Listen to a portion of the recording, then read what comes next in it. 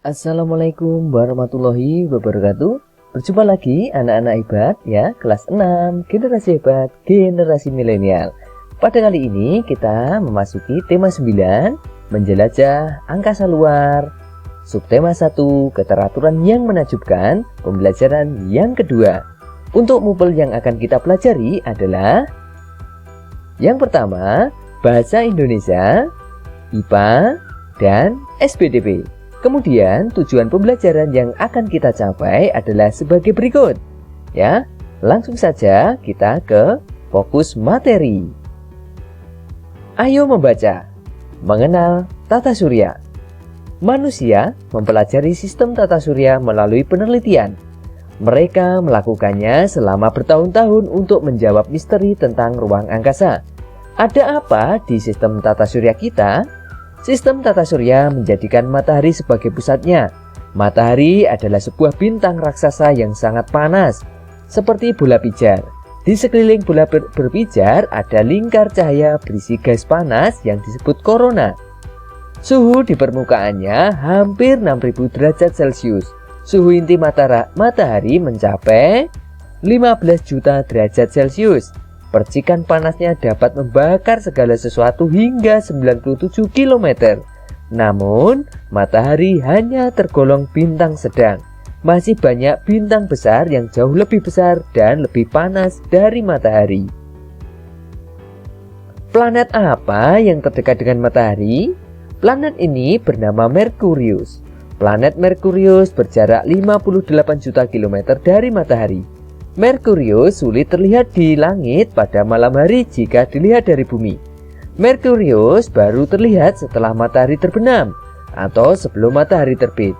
Keunikan dari Merkurius adalah melesat cepat mengelilingi matahari, tetapi berotasi sangat lambat. Satu hari di Merkurius sama dengan 30 hari di bumi. Planet berikutnya adalah planet Venus. Planet Venus merupakan planet terdekat dari bumi. Venus lebih panas dibanding Merkurius yang lebih dekat dengan matahari.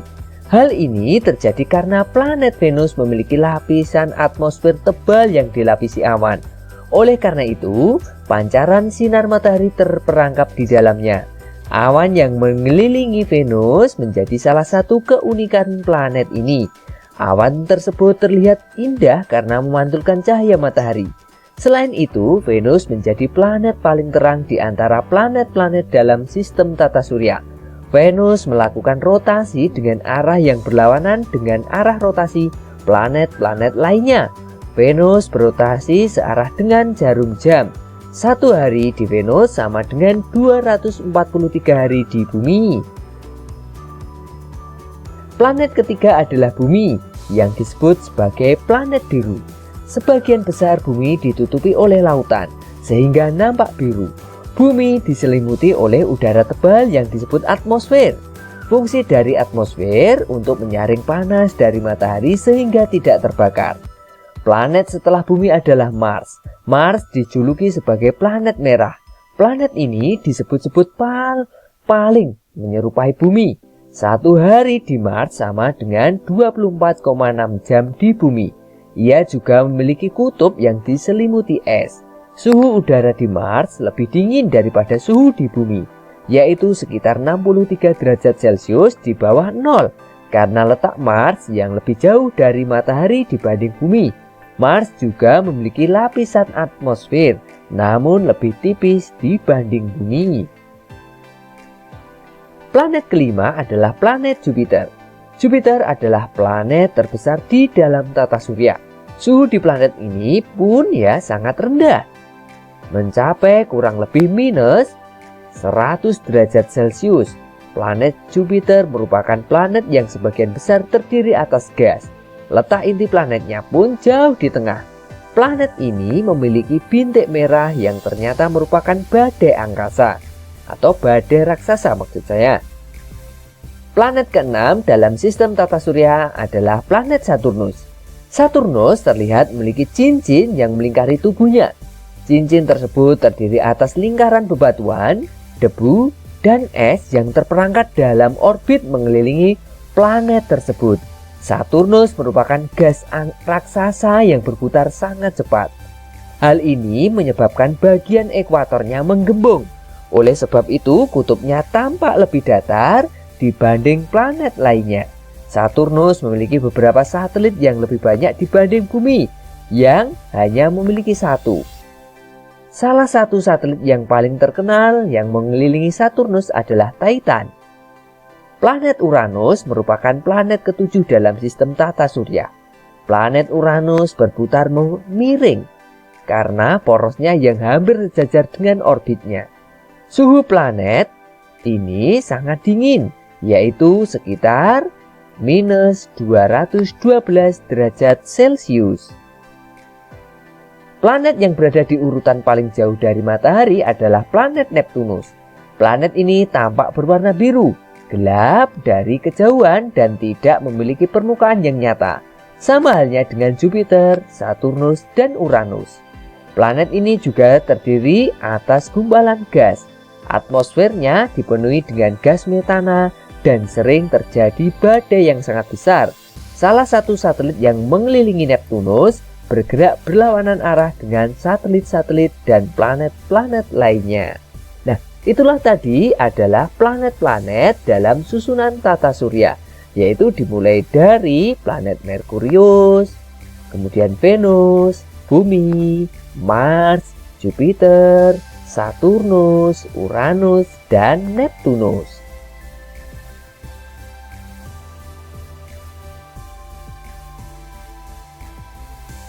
Selanjutnya, ayo menulis. Membuat pertanyaan merupakan salah satu cara untuk menyatakan rasa ingin tahu terhadap sesuatu yang sedang ada dalam pikiran kita. Membuat pertanyaan dapat dibantu dengan menggunakan kata tanya. Ya, beberapa kata tanya tersebut telah sering kamu gunakan, yaitu apa, mengapa, siapa, kapan, di mana, dan bagaimana.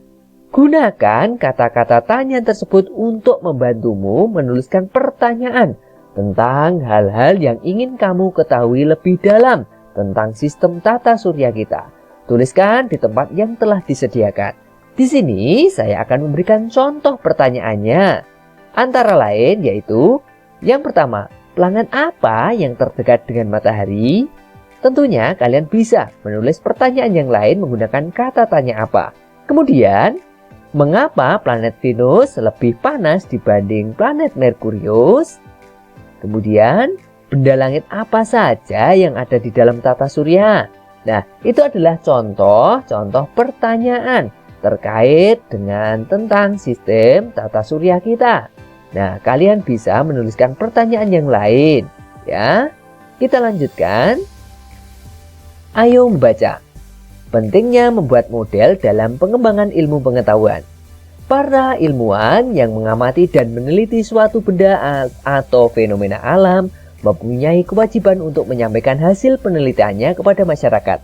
Tidak hanya masyarakat yang terdiri dari sekumpulan para ilmuwan, tetapi juga masyarakat pada umumnya.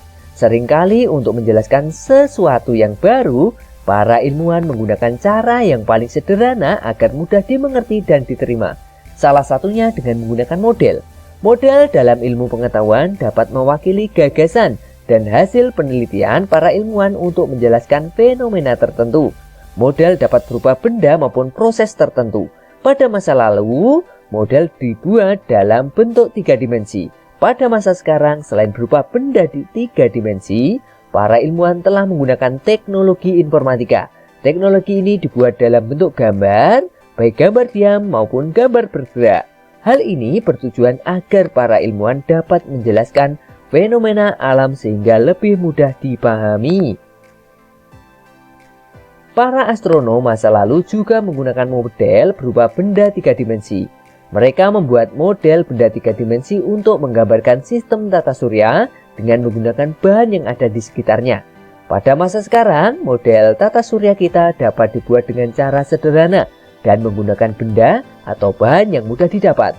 Berikut adalah beberapa contoh model sistem tata surya yang sederhana. Nah, ini adalah model ya yang dibuat untuk memudahkan kita dalam memahami sistem tata surya, di mana matahari sebagai pusat tata surya yang dikelilingi oleh benda-benda langit, yaitu Contohnya seperti planet, ya, planet-planet yang mengelilingi matahari itu adalah anggota dari tata surya.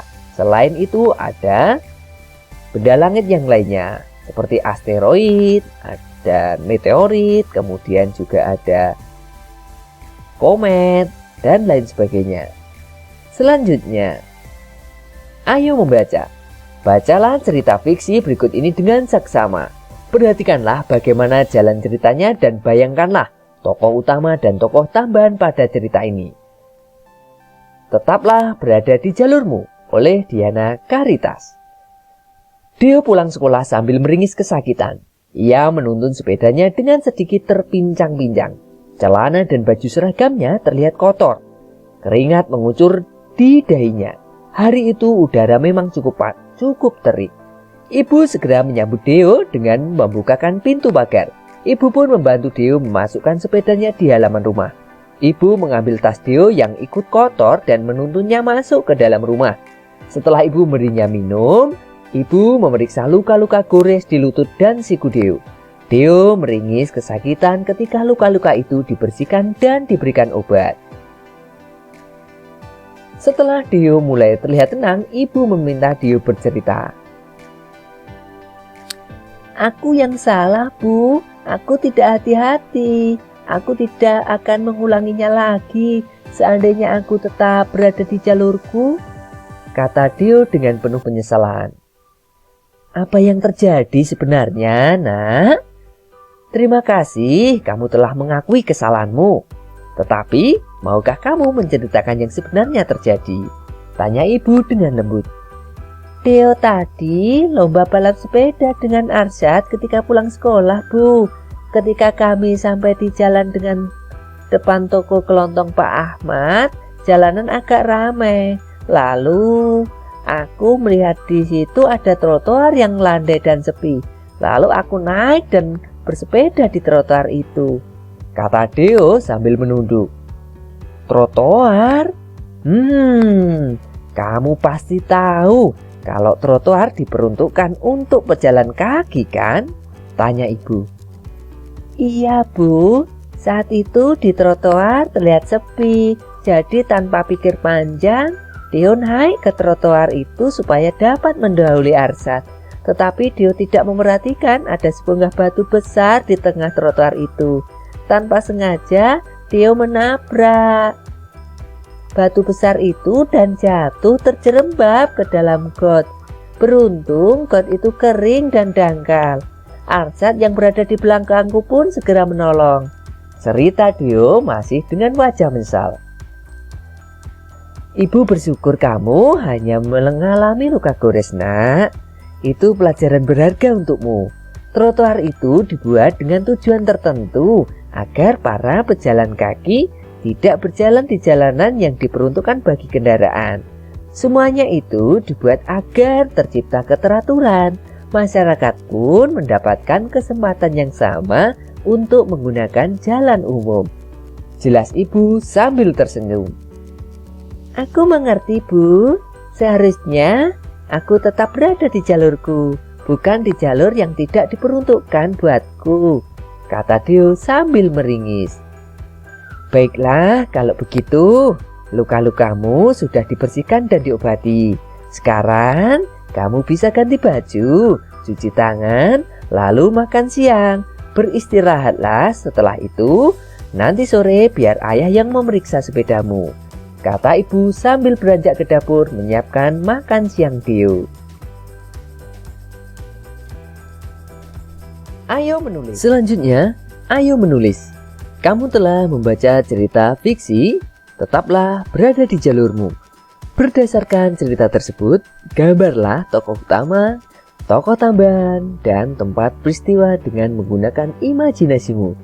Tuliskan juga ringkasan cerita tersebut. Ceritakanlah hasil pekerjaanmu di depan kelas dengan percaya diri. Misalnya di sini ada tokoh utamanya yaitu Deo, kemudian tokoh tambahan ada Arsyad dan ibu, kemudian tempat atau latar yaitu di trotoar. Kemudian contoh gambarnya adalah sebagai berikut. Ya. Nah, ini adalah contoh gambarnya.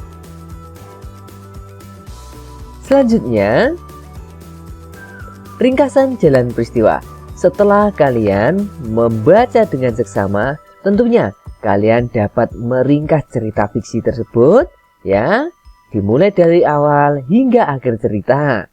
Ya, kita lanjutkan. Ayo mencoba. Bersama dengan teman sebangkumu, carilah sebuah cerita pendek anak di surat kabar atau majalah. Salin atau potong cerita pendek tersebut.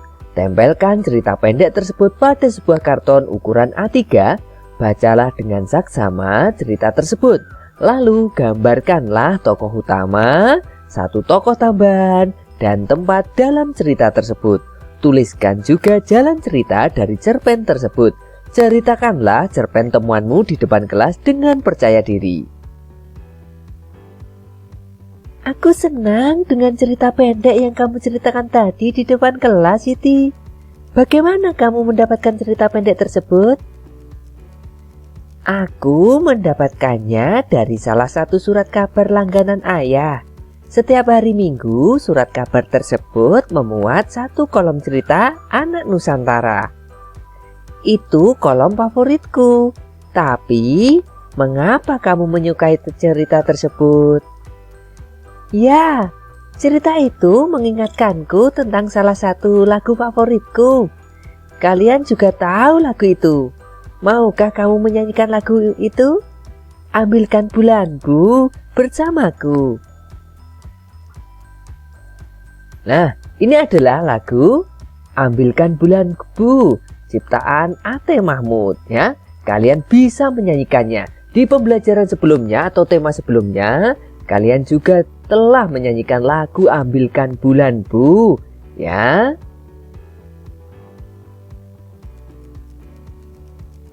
Nah, sebelumnya kamu telah memahami tentang interval atau selang nada dengan menggunakan pemahamanmu tentang interval nada. Lakukanlah kegiatan berikut ini bersama dengan teman sebangkumu atau teman yang dekat dengan tempat tinggalmu. Yang pertama, perhatikan dengan saksama setiap baris lagu Ambilkan Bulanku. Yang kedua, tentukan interval nada pada setiap barisnya dengan menentukan nada pangkal, nada selang, nada kuantitas intervalnya, atau nama kuantitas intervalnya. Yang ketiga, nyanyikanlah lagu tersebut dengan penuh penghayatan. Nah, tentunya kalian bisa menyanyikan lagu Ambilkan Bulanku dengan baik dan benar. Selanjutnya, ayo renungkan. Sistem tata surya kita bergerak dalam keteraturan sehingga tidak membahayakan satu dengan yang lainnya. Bagaimana menurutmu? Apakah kamu memerlukan keteraturan dalam kehidupanmu? Bagaimana caranya? Cerita pendek apakah yang menjadi kesukaanmu? Mengapa? Tokoh utama seperti apakah yang kamu sukai? Mengapa? Nah, kalian bisa menjawab pertanyaan-pertanyaan tersebut dalam buku teks kalian. Kemudian kalian bisa melaporkannya melalui grup kelas kalian agar bisa dikoreksi oleh Bapak Ibu guru kalian. Selanjutnya, kerjasama dengan orang tua. Pilihlah sebuah planet dalam sistem tata surya kita. Lalu bersama dengan orang tuamu, bandingkanlah sifat dan ciri planet tersebut dengan bumi kita. Carilah informasi mengenai kemungkinan manusia seperti kita bisa menempati planet tersebut. Ya. Terima kasih telah menyimak video ini dengan baik. Wassalamualaikum warahmatullahi wabarakatuh.